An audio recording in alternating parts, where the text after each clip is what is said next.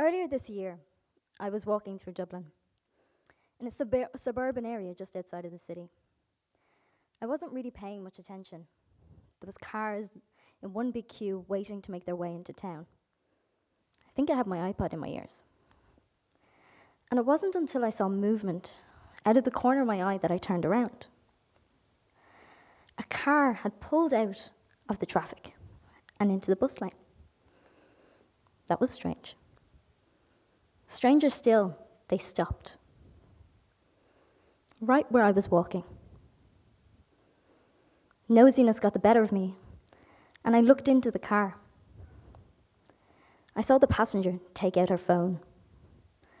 She put it up to the car window and aimed it at me. The camera flashed. The photo was taken. And as quickly as it happened, they drove off. I have no idea what that photo was used for. And even more scary, in the era of social media, I have no idea how far it went. I'm terrified to think of what the caption might have said. And even more so, what the comments underneath might say. I don't think I've ever felt more upset or felt more vulnerable than in that one moment. And if I had to question why that left me so shaken and upset, I think it was because the only thing they saw about me in that moment was that I was different. But what do you do after something like that happens to you?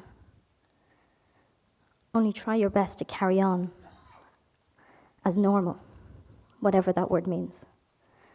So I got on the bus, surrounded by complete strangers, and remember having to physically hold in the emotion and the tears. I didn't want to be seen to be crying in public.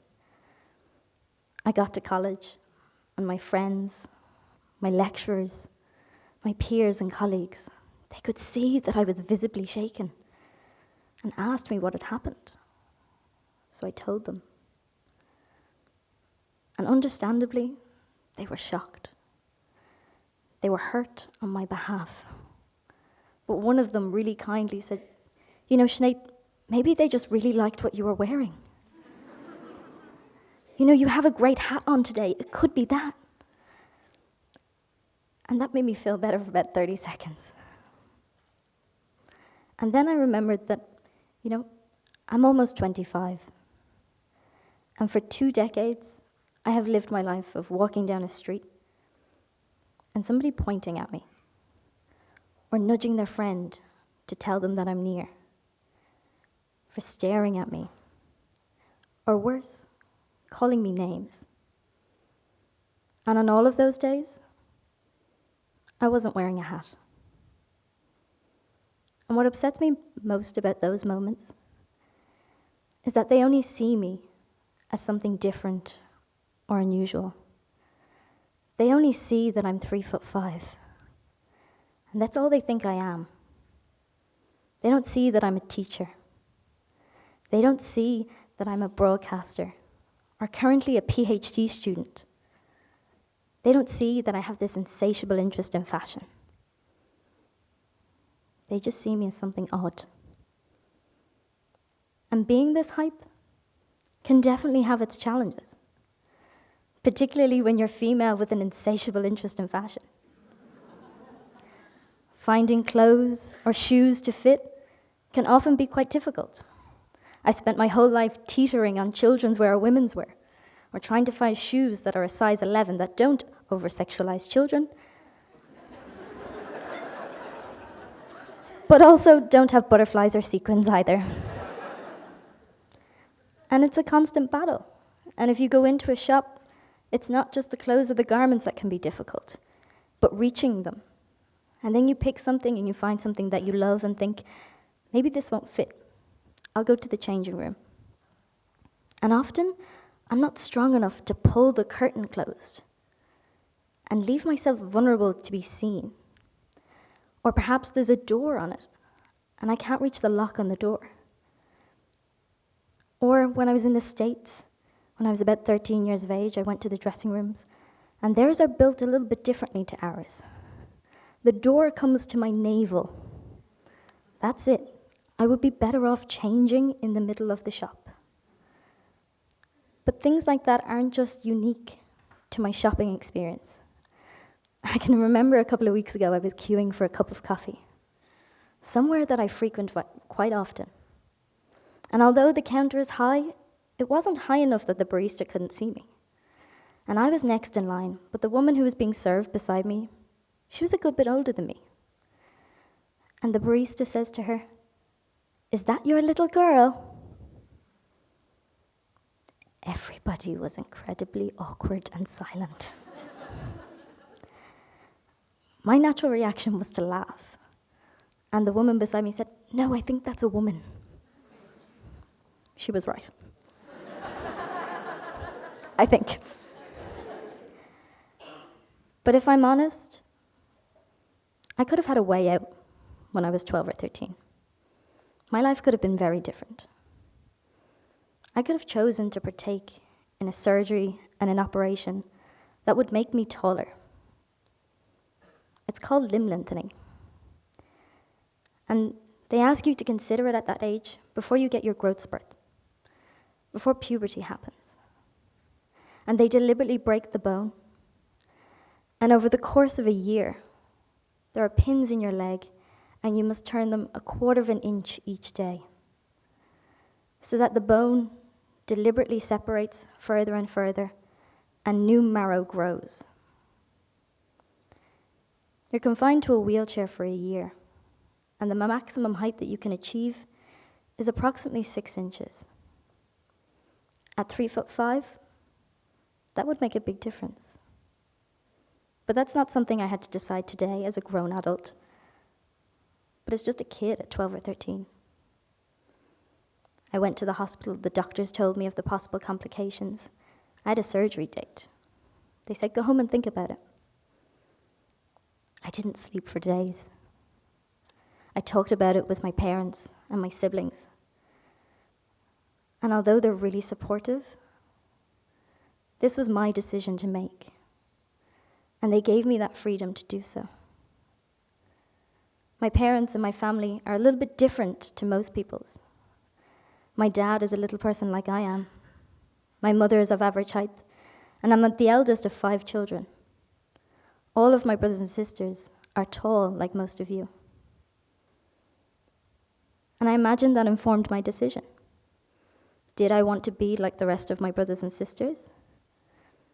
Or was I happy to be like my dad? I had to question myself. Who was I getting this surgery for? And how would it help? After a long time, I realized that the person who I would be getting this surgery for was not me, but it was for everyone else. It was to make other people feel better about the way that I looked. And at 13, I made the decision that if people didn't like me, if people didn't want to be my friend or boyfriend or relationship or any sort because I was this size, that they weren't the kind of people I wanted to associate with anyway. And I decided at 13 that I didn't need the surgery to be me, much like my dad, and with the support of my family and friends. I would find a way out of things. I would find my way around the physical environment, differently perhaps to you, but I would do it. And I think that kind of sense of confidence also spurred a naivety in me, something which I didn't realize until I entered the big bad world, which for me at 18 or 19 resulted in college. I was training to be a primary school teacher, and I remember on my first few days, a well-meaning friend said to me, "Sinead, how are you going to do this? How are you going to work with the children? They're going to be bigger than you. They won't take you seriously." And it wasn't until that moment that I realized she might have a point. And to give you an example of something that happened, I was teaching 6th class boys.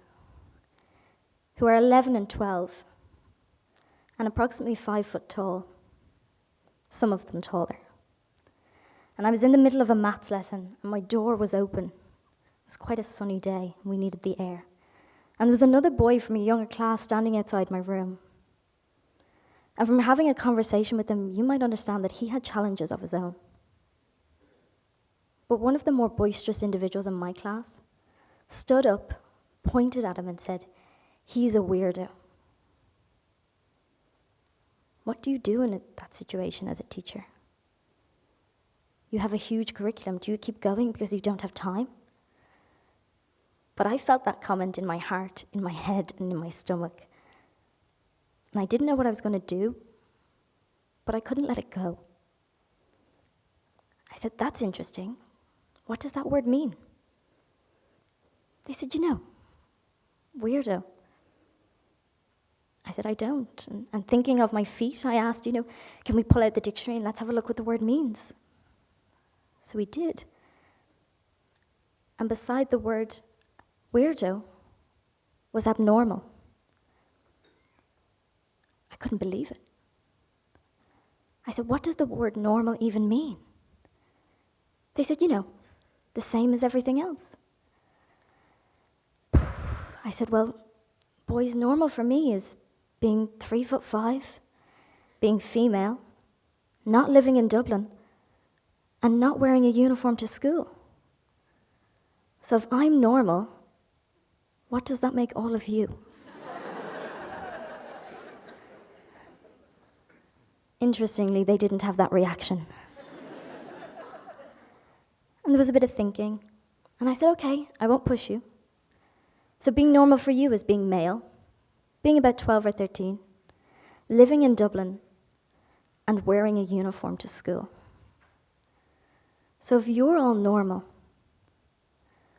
what does that make me?" Personally, that's a really scary place to put yourself in. Professionally, as a teacher, it's terrifying.